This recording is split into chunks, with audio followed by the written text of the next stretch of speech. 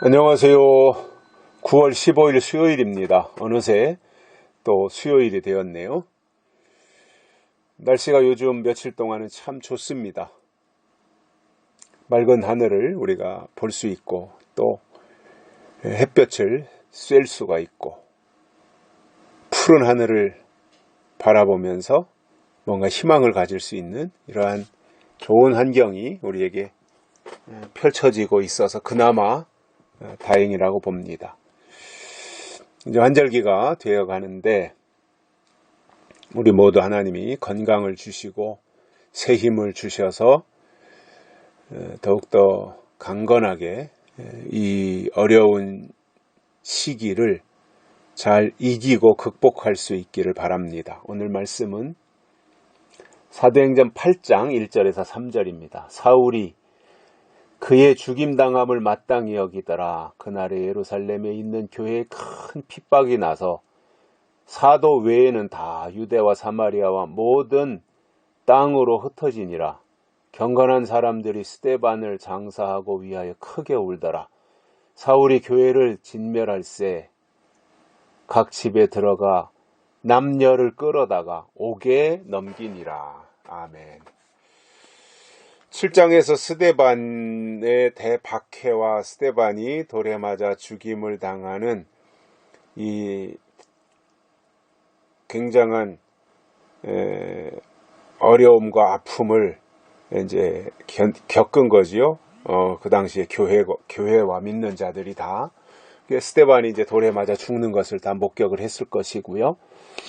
그리고는 이제 8장에 와서는 이제 사울이잖아요. 나중에 바울로 변화되지만 변화되기 전에 사울이 스데반을 죽이는데도 앞장섰었고 아직까지 사울은 기세가 등등하게 예수 믿는 사람들을 처단하는 것이 하나님의 일이라고 생각을 했던 사람입니다. 그래서 8장 1절에서도 보면 사울이 스데반의 죽임당함을 마땅하게 여기더라 이렇게 말씀하고 있어요. 그래 저렇게 이상한 사람들은 죽는 건 당연한 거야 이렇게 생각을 했던 거죠. 그리고 그런 스데반이 죽임을 당한 이후에 예루살렘에 있는 교회 안에 이제 큰 핍박이 일어나기 시작했습니다. 그래서 엄청난 고난이 8장에서 시작이 되는 거예요. 그래서 사도행전 2장에서 마가다락방에 성령이 임하면서 예루살렘 교회를 중심으로 다 모이는 교회였어요. 모이는 교회. 예루살렘 교회를 중심으로 해서 모이기 시작했어요. 그래서 모이는 교회가 된 거예요. 그런데 8장에 와서 7장에 스데반이 죽고 8장에 와서 보니까 큰 핍박이 오면서 이때부터는 흩어지는 교회가 된 거예요. 모이는 교회에서 흩어지는 교회가 된 거예요. 그래서 너무나 핍박이 세니까 예루살렘 교회를 중심으로 해서 모여 있을 수가 없는 거예요. 그러니까 뿔뿔이 다 흩어진 거죠. 이곳저곳으로. 이것도 지나놓고 보니까 하나님의 전략이었던 거죠.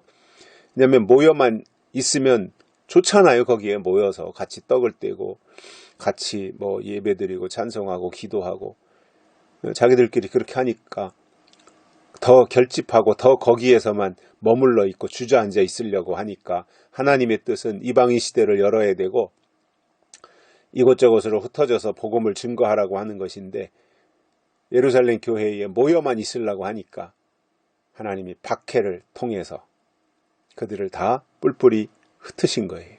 그래서 흩어진 유대인, 디아스포라라고 하죠.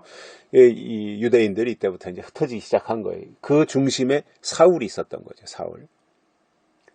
그래서 큰 핍박이 나서 유대와 사마리아 모든 땅으로 다 흩어지기 시작합니다. 그러니까는 이게 이제 하나님의 역사였던 거죠. 가만히 있지 않고 흩어놓으셨어요. 그때 경건한 사람들이 스데반을 장사하고 위하여 크게 울어요. 돌에 맞아 죽은 스데반을 경건한 유대인들이 가서 다 시체를 수습해다가 장사를 지냈습니다. 얼마나 마음이 아팠겠어요.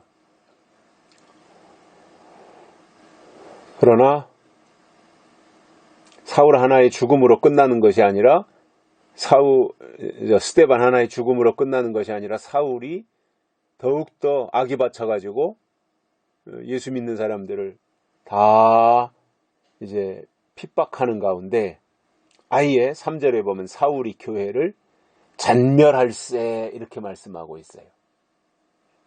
여기서 잔멸한다고 하는 것은 뭐냐면 싹 쓸어버린다는 겁니다.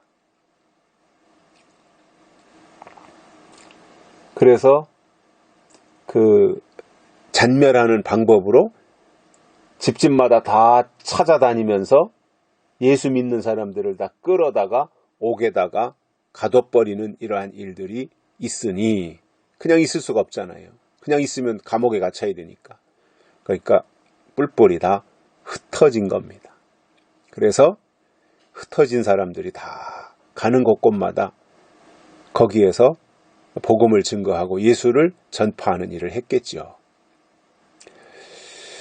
하나님이 하시는 일을 우리가 이제 믿음으로 받아들이는 것이고요.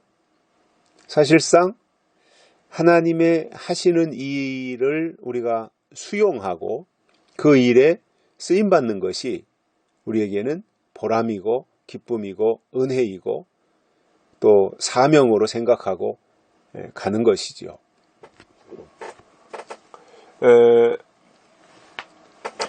초대교회에 이런 대박해 또 한 번의 이런 핍박이 있을진 모르겠습니다만은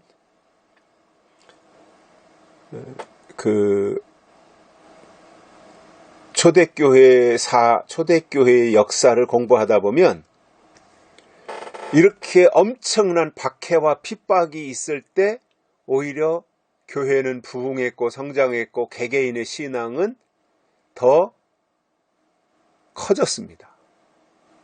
신앙이 더 우뚝 섰어요. 근데 문제는 언제예요? 평안할 때. 아무런 핍박도 없고 예수 믿는 거에 대해서 박해를 가하지도 않을 때 오히려 신앙은 신드렁해져 가지고 믿음이 나약해지더라는 거예요. 핍박이 있을 때는 믿음이 올라가 하면서 계속해서 믿음이 강화됐는데 핍박이 없으면 믿음은 약화되더라는 거예요. 이것이 이제 초대교회 때에 있었던 일들을 통해서 우리가 학습하는 내용이기도 하고요. 그래서 적당한 제재나 적당한 정도의 핍박은 필요하다고 봅니다.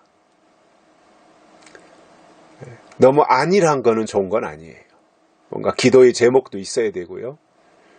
뭔가 어떤 고난이 있고 박해가 있고 그러면 긴장하게 되거든요. 그리고 뭔가 더 매달리게 돼 있고 사모하게 돼 있고 이것이 믿음이 강화되는 지름길이 되는 겁니다. 여기까지 하겠습니다. 감사합니다.